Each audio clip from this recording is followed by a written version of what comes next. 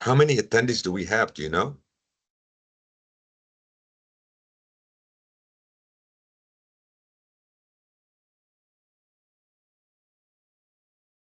Hmm.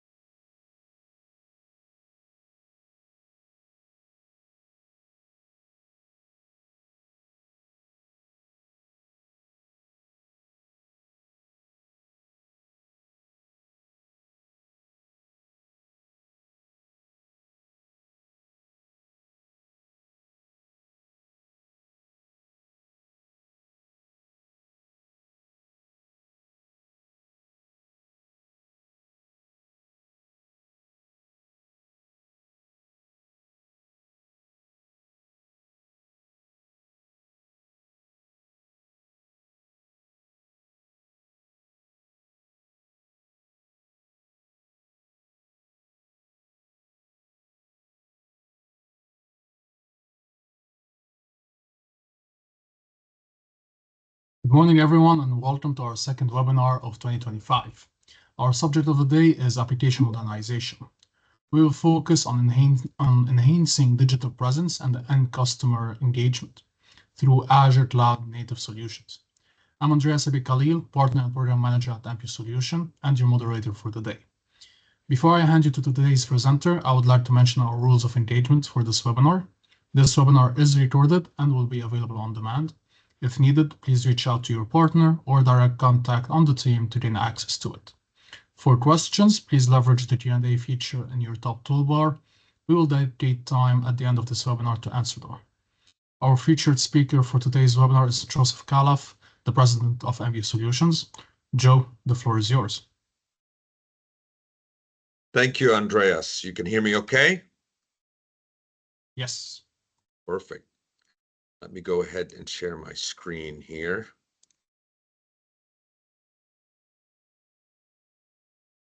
All right.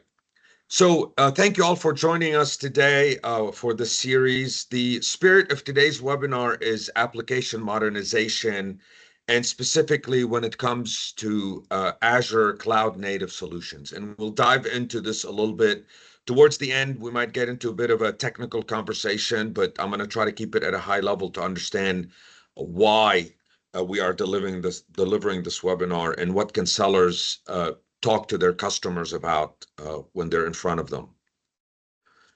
So these are some numbers I wanted to share regarding a study that was commissioned by Microsoft, and Forrester conducted the study, and that was exactly a year ago. And the study focused on what are organizational priorities for the next year. So for literally today, they did it in March of 2024, and the CIOs and the COOs and a lot of the business leaders and C-level individuals at organizations responded with these numbers. 49% of them talked about they want to improve the efficiency of business operations. And we will touch on that in a little bit. And what does that mean? 43% talk about their security and ensuring that they remain and improve upon their security posture. 42% talked about innovation. They want to innovate more, whether it's a product they want to innovate against or it's a service that they want to innovate upon. They definitely had a focus towards that. 40% talked about better data for better decision making and more meaningful decision making. And 40% talked about the customer experience. They want to improve upon their customer experience. Why do we talk about this? Because everything that you see on this slide is actually becoming harder to achieve without modernization and modern application, and is going to be a lot simpler and a lot quicker and accelerated to achieve when you modernize your platforms from a technology perspective and what these technologies actually provide you today. And we'll talk about why. So This is relevant for a very simple reason because, and we'll get to this towards the end of the webinar. They were also asked, this is the same study, they asked these C-level executives, where do you see the impact of AI in the next 3 to 5 years? And I'm not going to necessarily go through each and every one, but it's very obvious that everybody that responded to the survey, to this study, does see AI having an impact on something that is specific to their business, whether it's content generation, whether it's service and support. They see AI impacting them, and they want AI to impact what they do. Why do we circle back on AI? You might ask, this is not a webinar about AI. That's true. It's not a webinar about AI. We're not really going to talk about AI. But why is AI relevant?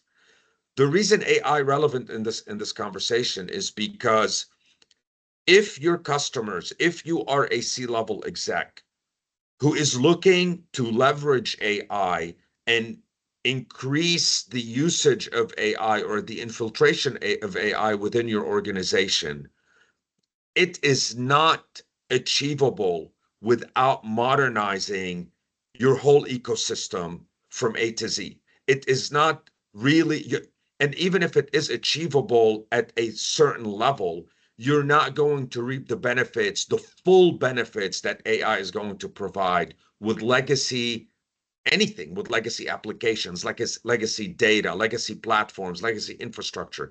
All that legacy stuff is going to hold you back as far as um, leveraging AI to its full potential. And we will touch on this towards the end, but as I go through this, I will talk about why is AI relevant for what we're talking about in each slide, and how does it really you know simplify that learning model, that large language model, to leverage your data and allow you to achieve any of these percentages that you see here. Okay, so we've had a webinar about this before. We've talked about this numerous times. We continue to talk about this to our customers, and we will continue to talk about this to our customers. Modernization in this case is very straightforward. It's simple, right? It's taking your applications, it's taking whatever processes you have and moving them onto a modern platform. And the modern platform for us, where it makes sense, where it's applicable. This is not a catch-all. The Power Platform is not a catch-all. It can't do everything for everybody, but it will allow you to automate. It will allow you to actually innovate and improve upon your business process automation through that platform. Um, the Power Apps, Power Automate, Power BI, all part of the Power Platform. But you will see something very interesting down here, and we come back to the AI conversation. The virtual agent that has been around for a while. Maybe I'm not sure how what the usability is, but the spirit of the virtual agent within the Power Platform was to actually create an agent. I think most people used it within Teams. Teams was really the presentation layer for the agent, for you to go and interact with the agent, just like you would when you get on a website, and whether it's your credit card or whether it's any account that you have with a financial institution or any other institution for that matter, and there's a virtual agent that'll respond to you. The reason this is relevant is you will notice that the virtual agent, that's what historically it was called, is now Copilot Studio. It is an intentional move and a strategic decision by Microsoft to make that part of the Copilot Studio family, because that agent now is only relevant and is only learning from your data and is only going to provide you the value back by learning from your data.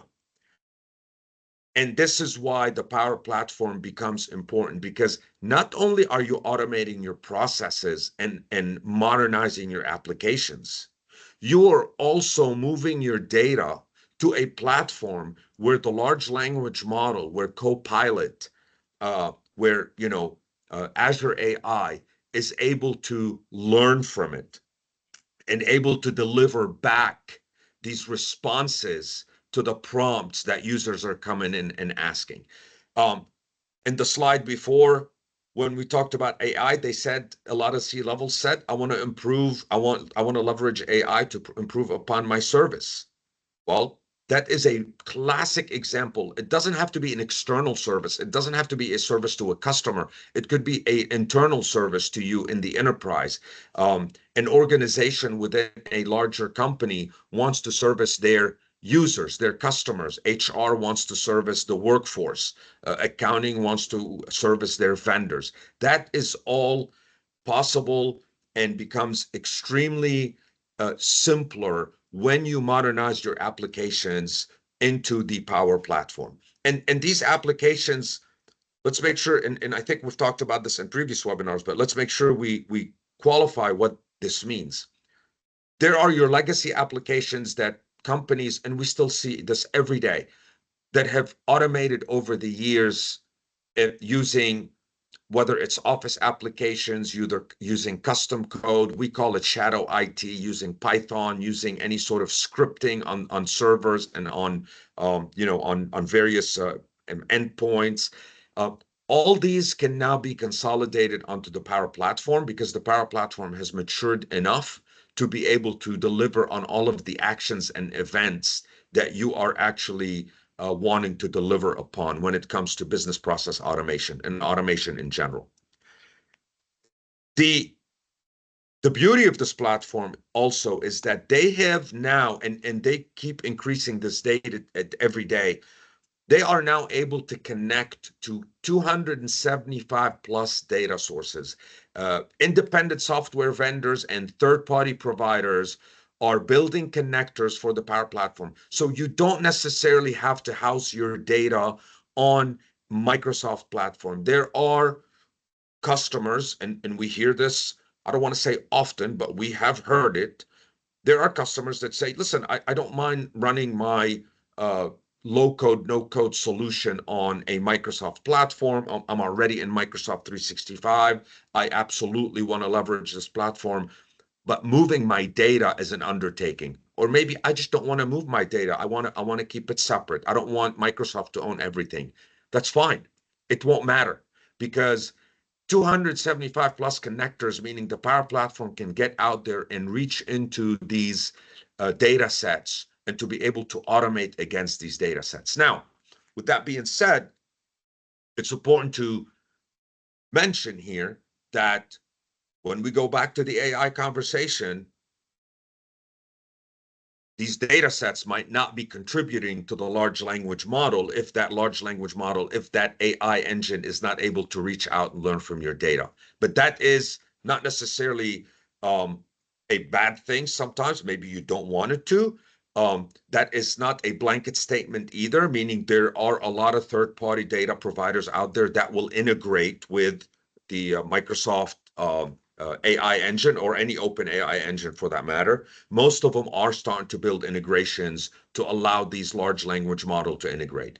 But when it comes to specifically Copilot, and if you are trying to leverage Copilot within Microsoft 365, if you're modernizing your apps using the Power Platform, yet you still want to leverage data living elsewhere, it's important to keep that in mind and ensure that whatever data set is out there, the AI engine can actually leverage it or connect to it, or maybe not, right? The decision at the end of the day is yours.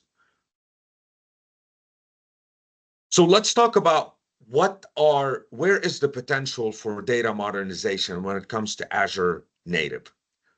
We and the list is plenty, right? And I'm gonna go through those one by one. I'm not gonna. I know this list might seem a little too technical, but I am not gonna dive into the technicalities of this. I'm just gonna talk about the scenarios, the business scenarios that actually an IT team can support the businesses that they are their customers to get them to these modern applications.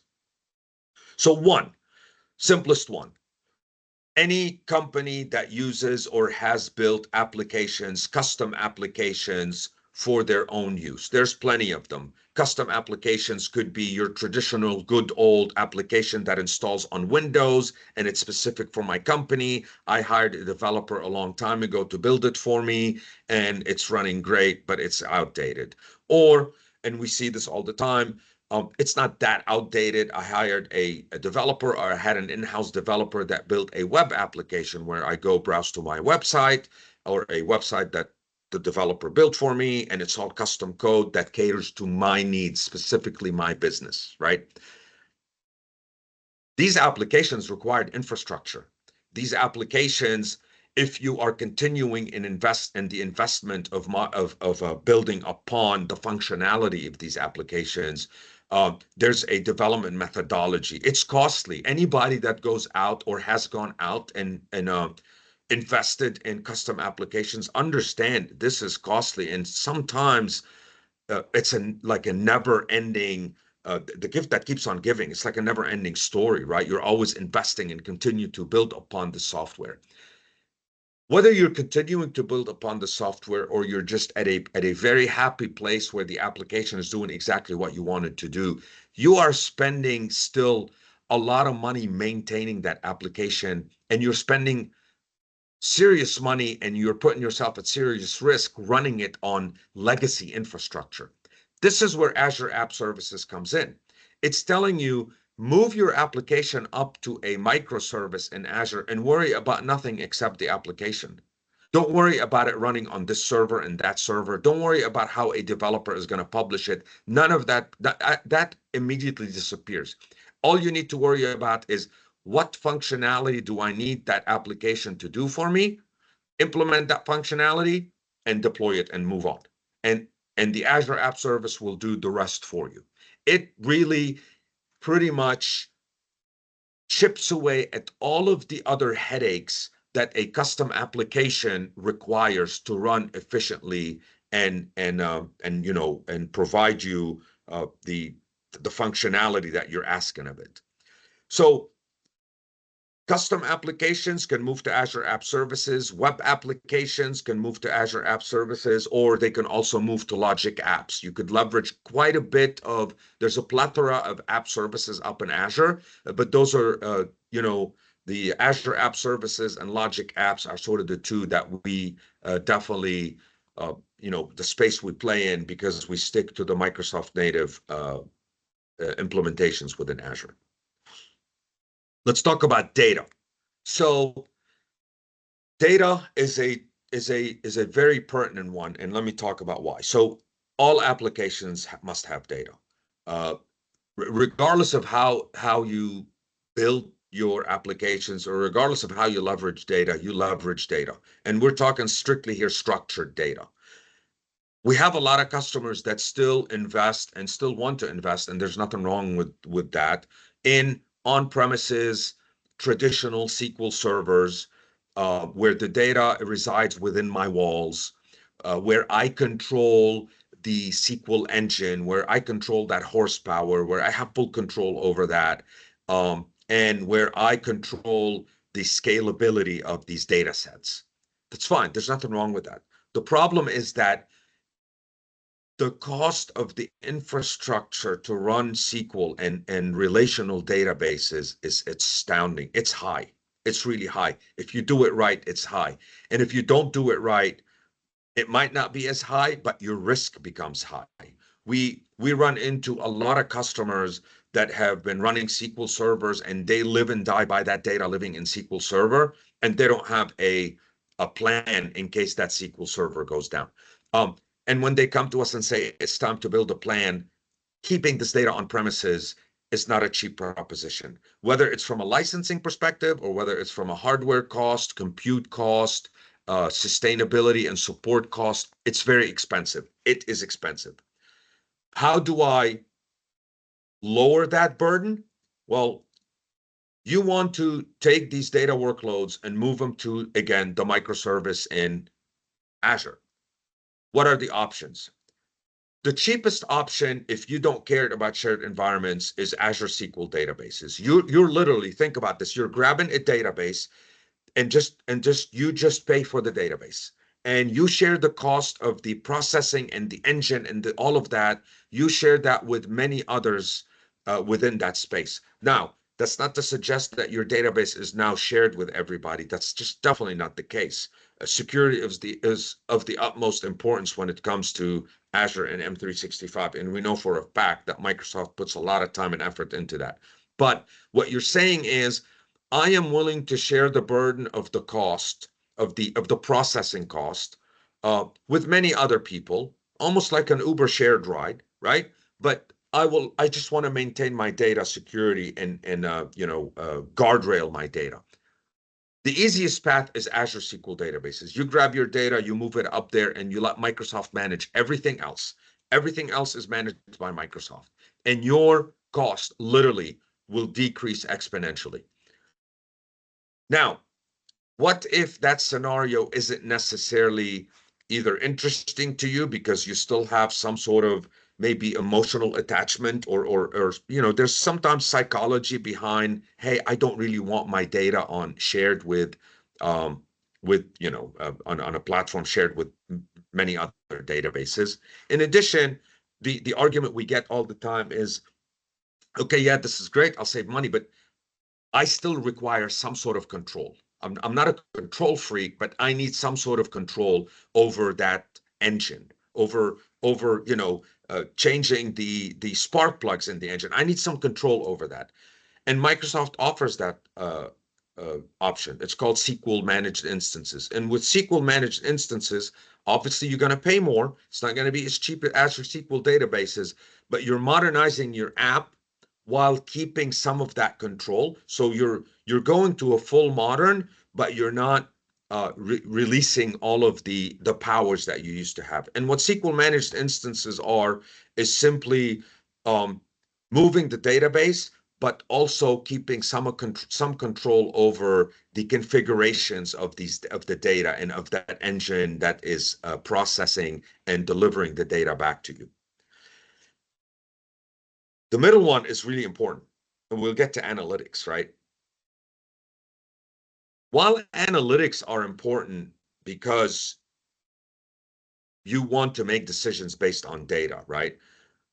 Analytics also, in this case, are very important because there really aren't that many on-premises products. I'm talking within the Microsoft ecosystem here. I'm not speaking to third-party providers that are going to give you the capability and the cutting edge slicing and dicing that you could get from data to make informed decisions without leveraging cloud analytics.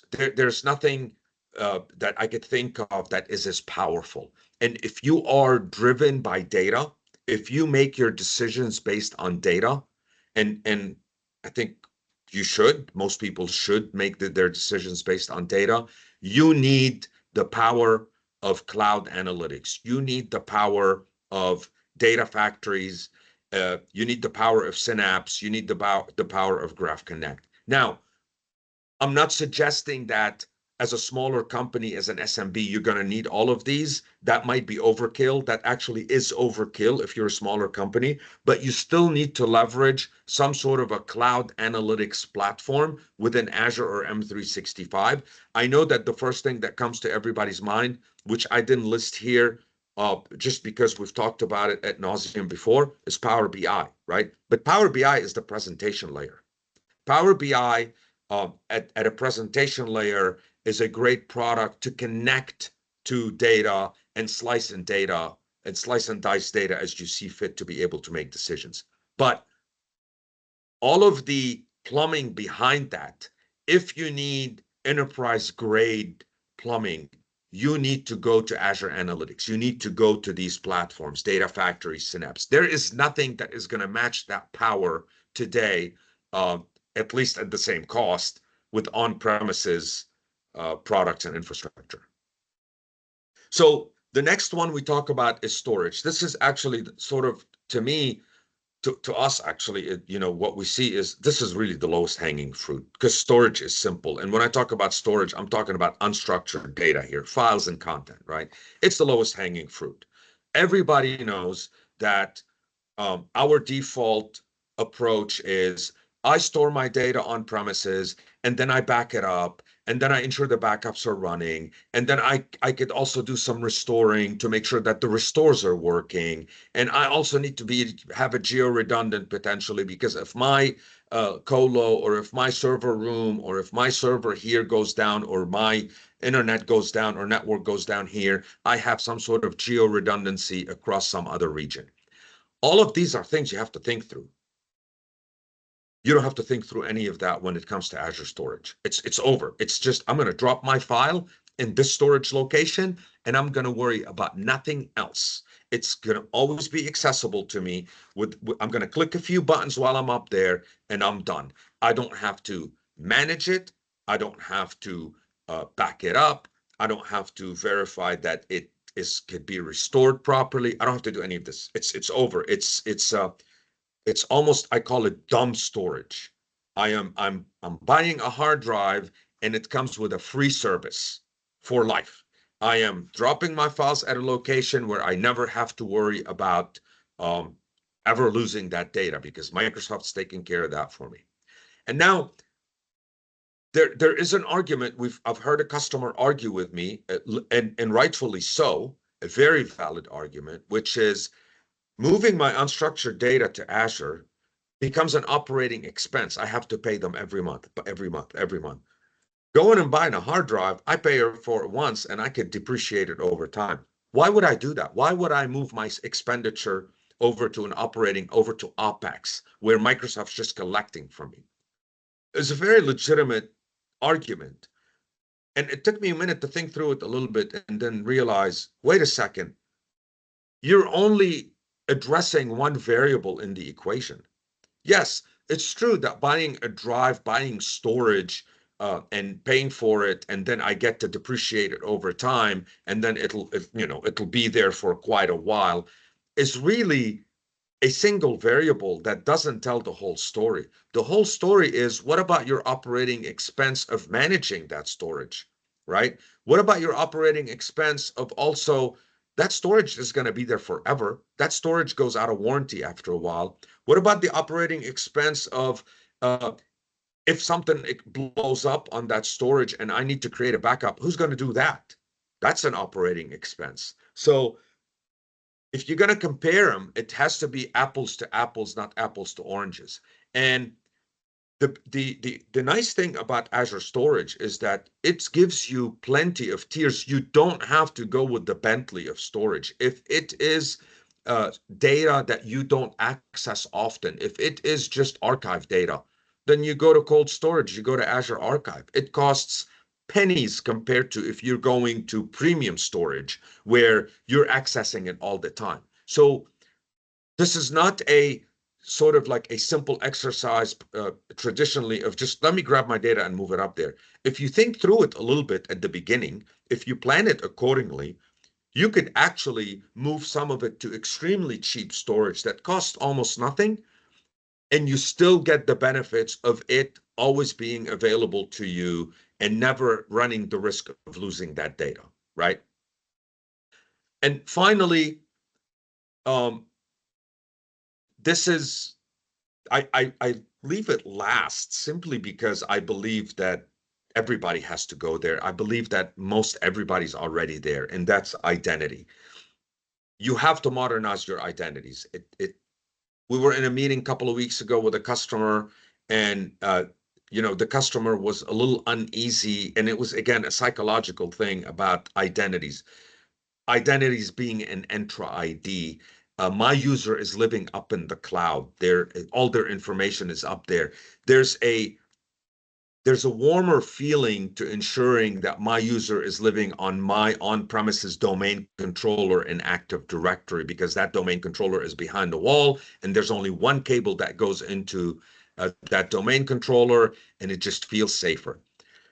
But that could not be any further from the truth, because the reality is Entra ID and Azure, the whole identity platform has been reimagined from the ground up. And if you do it right, your identities, your cloud identities, are tenfold safer living up in the cloud than in your Active Directory on premises. The functionality, the robustness of the stuff that is being provided on daily basis in Entra ID and in domain services that are up in the cloud um, is cutting edge. It's top notch, and Microsoft thinks about it every day because I could guarantee you the last thing they want is any sort of advertising that Entra ID got hacked. And we have actually over time have been able to convince our customers by just showcasing the functionality of modernizing your identity, how much safer it is. It's things that they never even thought about, and it's things that they can't, in all honesty, can't do with Active Directory. They just can't do it. Now, with identity, it's important to also remember you can't pull the plug. At least not for legacy companies. And no company is going to come to you and say, "Oh yeah, let's move all our identities to the cloud and get rid of this on-premises identities." It's never going to work that way. But because there's probably a lot of dependencies on these local on-premises identities, and a lot of applications potentially depend on them. So you can't just break them, right? That this will be disastrous. But you want to start thinking about over time, how do I change my philosophy to start changing my default disposition and my source of truth from a DC, from an on-premises identity to a cloud identity? Historically, we've always started on premises, and then we said, okay, since Joe exists on premises, let me go ahead and replicate him to the cloud because I need him up there to be able to do some things, right? That that needs to be shifted. That needs to change. It should be Joe should actually be created up in the cloud, and I should only move him back on premises if needed. Otherwise, there's no value for him to be living on premises. His identity should be in the cloud. His identity should be in the cloud because I could manage his device up there. I could manage his access up there. I could cut him off up there. I could monitor his activity up there to make sure that he is being and continues to remain safe while navigating all of these different applications up in the cloud.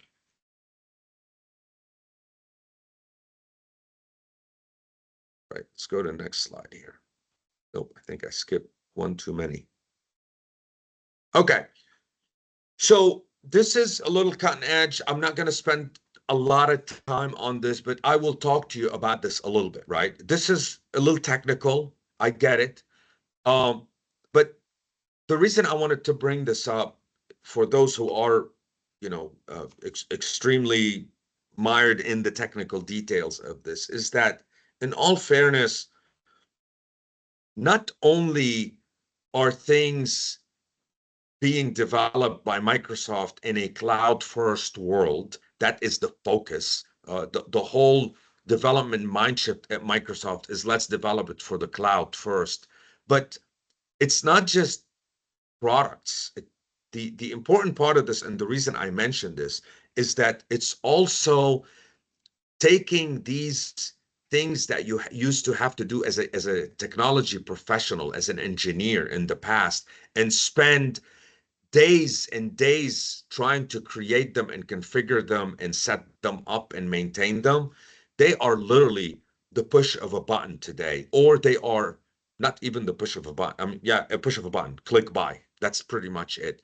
The first one you look at, for those of you that on this call or on this webinar that are technical enough, there used to be a time in the past, and it still exists today, where if you built an application or if you had a data source that you needed access to and you were like, I want to be on the safe side and use APIs, it costs thousands and thousands and thousands of dollars to go ahead and build APIs against a database. Uh, that's the reason why most people didn't do it, because it's extremely expensive, but it's also extremely risky not to do it. It's gone. There's no such thing anymore. That building an API for your data source today in Azure, you're building nothing. You're just telling Azure, hey, I want an API for my data source. Literally, it's almost that simple.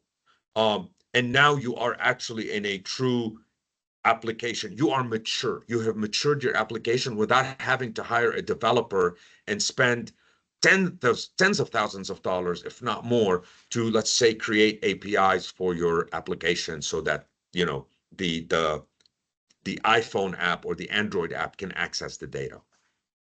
Same with certificates. We are actually engaged with the customer today where we're having to update their certificate server and offline certificates and et cetera, on premises. And it is just such an undertaking. App service certificates, nothing. Just Azure will take care of it for you. It's probably 10% of the effort an engineer needs to do now if you do it up in Azure. Security. Look, I'll be very honest when I say this. Yes, I think Microsoft historically is not known for the security. They've always relied on ISVs and third-party providers. But the matter of fact is that for the past few years, they've gotten extremely serious about it. They want to shed that reputation of not being a security provider. And we are seeing actually the whole security stack within the Microsoft ecosystem become a very modern, cloud-focused, cloud-based offering that actually will compete with a lot of some of the Magic Quadrant security providers out there. I'm not suggesting that they're the be all end all. I'm not suggesting that they are actually better than some of the others. That's not what I'm suggesting. What I'm suggesting is that there are certain things today that you can do to secure your applications, and I call that modern security, by using native Microsoft security products. Azure Firewall, MFA up there, PIM, Key Vaults. And I'm not getting into some of the modern stuff that is available on the M365 side here. I'm sticking to what you could do within the Azure world, right? And the Microsoft 365 is a completely separate conversation, and we had this webinar a while back. You could feel free to go watch it, please. Finally, why do I bring this up? Again, circling back to our second slide of this presentation. You're not going to realize the full benefits of AI without modernizing your infrastructure, your data, your applications, the whole thing. You're not going to realize that. It's not going to happen. You might be able to benefit a little bit. You might still be able to use it, but it will never be to its full potential because none of the providers out there, whether it's Microsoft or otherwise, I'm not sitting here. This is not a Copilot or an Azure AI webinar, even though that's the only AIs that we dabble in. We don't touch the others. We don't know how to work with the others, but all the others behave the same. Without your data and without your applications and your information workers and power users living in the cloud and generating content up there and generating content on modern platforms, your large language models that you want to use, the AIs that you want to use, when you prompt it, the response is going to be below average. If your data is not modernized, if your applications are not modernized, you're not going to get Copilot to learn from your file server sitting in your server room and with a bunch of files on a file share in Windows. It's not going to happen. You're not going to optimize it. It's not going to learn the way it will learn and the way it will provide you value. If your applications become modern. If the C-levels are saying that it's 3 to 5 years is my outlook on AI, it's 1 to 2 years to start really considering how do I get modern so that in the 3 to 5 years, AI is actually smart enough and has learned enough to be able to provide me feedback and to be able to provide me the value that I expect of it based on how much I'm paying for it. And with that, I will conclude and open it back up and hand it over to our moderator, Andreas. All right, thank you, Joe. So let me share my screen.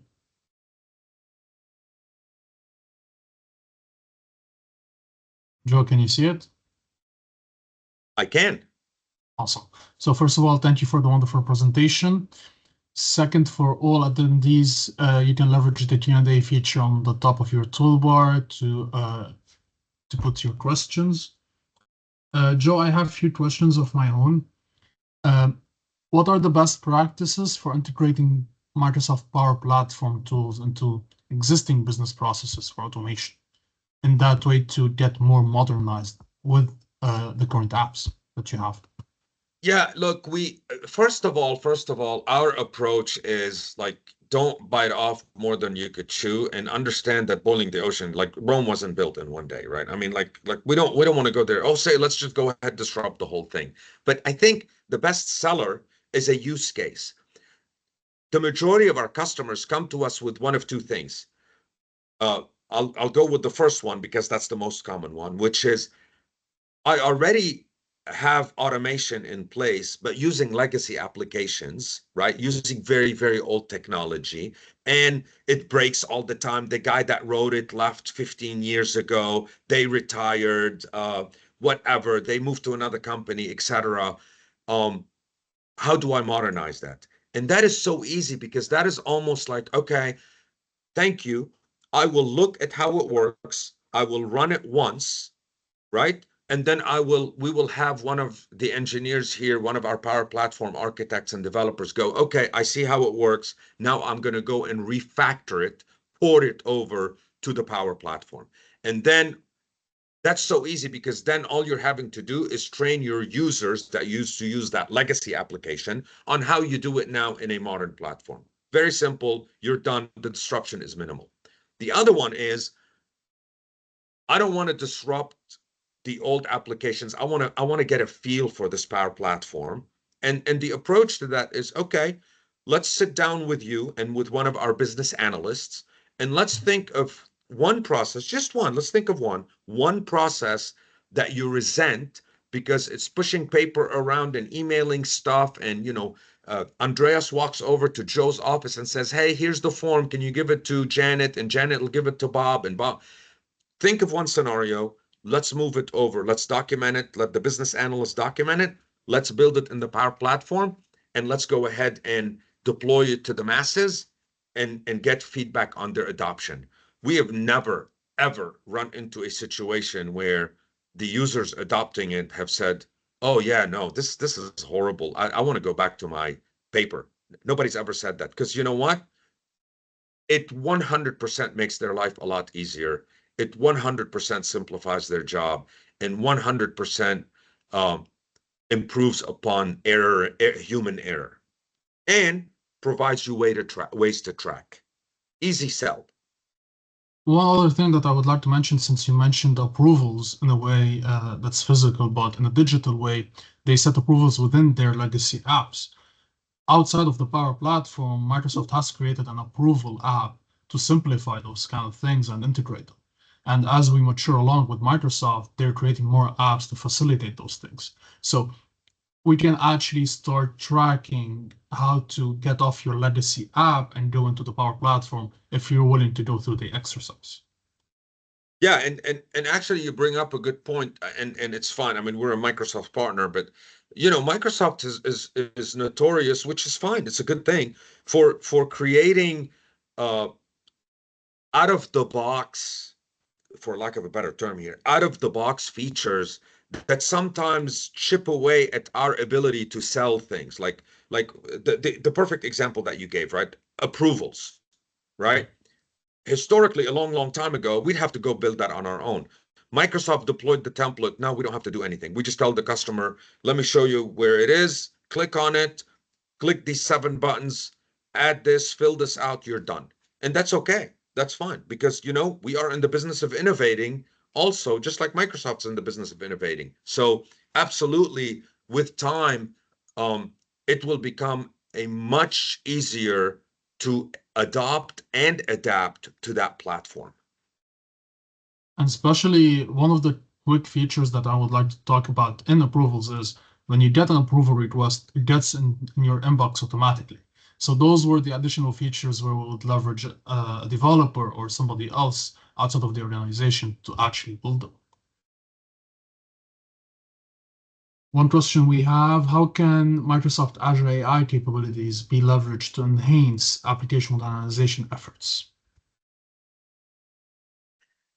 That's a tough question. That's a tough question.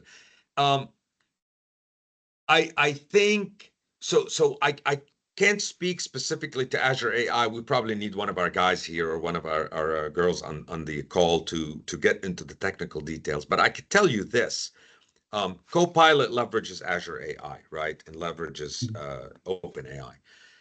So I'm going to respond this from a Copilot perspective. Copilot has the ability to get me. I don't want to overstate it here, but to get me at least 25% of the way there when I'm modernizing an application. I'm going to give you a very simple example, one that will resonate. If I am trying to write a script, and I'm not suggesting that we do this, but let's think of it from a historical perspective, something that resonates with older people like me at least. If I am trying to write custom code or some automation using Python or using JavaScript or whatever to do a task, to automate a task for me, right? So it'll happen with the click of a button. Copilot, and I guarantee you Azure AI will do the same thing, will get me 25%, if not more, there by writing most of it for me. And all I have to do as a developer or as an automation engineer or as an engineer in general is to just go in there and tweak it and push buttons here and there and update it here and there. So guess what? In a simple example is I spend my whole day writing this thing and get it automated. Now I'm doing it in 6 hours instead of 8 or 10. That's very like the simplest thing, right? And Azure AI will be able to do some of that against some of your existing applications. Now, I don't really know. I don't want to give false details here, but I don't really know what the percentage of efficiency is. I'm sure there's a study out there about that, but I know for a fact that it will get you some steps along the way so you don't have to carry the full load when it comes to modernizing your applications. You mentioned security, and the next question talks about it. How can Microsoft 365 security features be utilized to protect modernized application and data? So, the one that we see quite a bit, the one that we see the most today is your traditional Microsoft 365 services and how do I secure them, right? Um, and look, I know this presentation was mainly about Azure, but the reality is that modernization means also moving some of your workloads to some of the traditional services that exist in M365. Messaging, who's running Exchange on premises? If you are, you really should start thinking about Exchange Online. SharePoint on premises or file shares. Who's doing that? If you're doing that, you should really start considering them moving to SharePoint. Teams, Planner, the list goes on, right? From a Microsoft 365 perspective, we won't get into the licensing here because I know nobody likes to talk about Microsoft licensing because you need a PhD and I don't have one, and we're not a CSP either. But all of the features and functionality that you're looking for from a security perspective, all of the things that you expect from a security platform exists within the Microsoft stack for M365. There's more to it when it comes to Azure, but I'm not going to get into that because I think most people are more familiar with M365. But you name it, you give me a scenario that you want to protect against, and there's a 99.9% chance that I can respond to that scenario with, yes, this Microsoft product does that. And you got Sentinel, you got XDR, you got Defender, but I know those are just brands. But the reality is dive into the details of what you're trying to achieve and what you're trying to secure.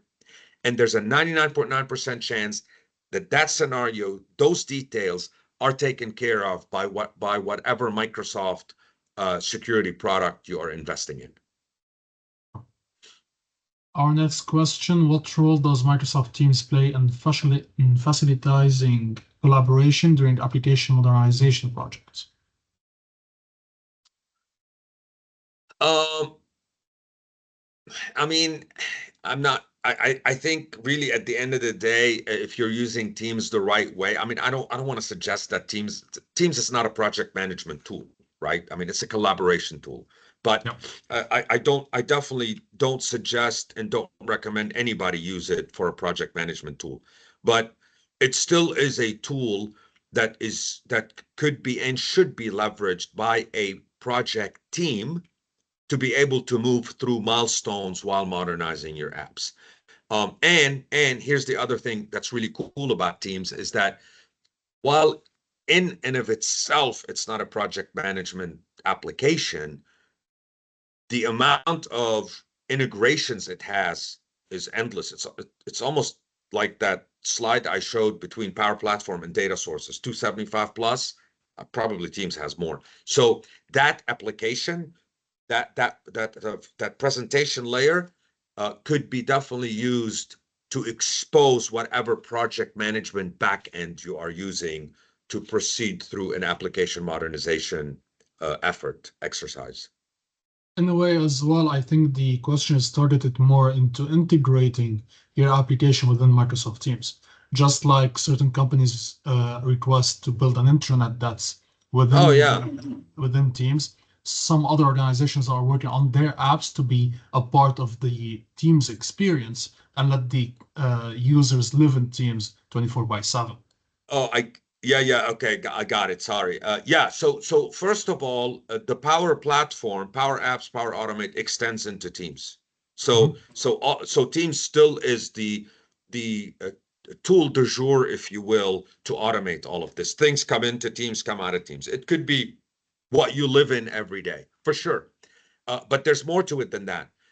Everybody has plugins into Teams. So we get requests, for example, from customers, and that's not specific to modernization, but we get requests from customers to build Teams agents against Copilot. So you could go into Teams and you could ask it a question, and Teams will respond to you. So you're spending your whole day in that application. You don't have to go toggle between applications, and you do your job.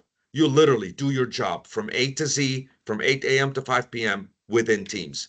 All of it can be exposed in Teams. Absolutely. And Actually, the truth is we see now more requests of Power Automations and Power Apps being exposed in Teams more than we used to in the past, because historically it used to be in the browser. Like I want to go in the browser and do something on SharePoint or do something in whatever tool I'm in, and it'll fire something up. We use that like that internally a lot. But now the adoption of Teams has gotten customers to come to us and say, I don't care if this thing runs in the browser. That's not where my people are living. They're living in Teams. I want it to show up in Teams. And this is how we expose it using the Power Platform. I've also seen few Microsoft case studies about clients that are in construction or on-site manufacturing that utilize Teams for their own legacy apps and how they switched over to simplify their end users either key entry or things around it. Yeah, for sure. We had one actually a few months ago where we used Power Apps because they wanted the form to be in Teams. They Yep. were like, I don't want my employee to go anywhere else. They're in Teams, they click a button, a form pops up, they fill it out, they move on. I'm like, yep, it's exposed in Teams. It's Power App in Teams. All right. These are all the questions we have for today. Our upcoming webinar in April will be our last webinar of our cloud and application series. Please keep a lookout on your Outlook for our upcoming email for registration. We will then move on into Microsoft Security, where we'll take a deeper dive into our next years. Thank you, Joe. Thank you all. Thank Have a great one. Appreciate it.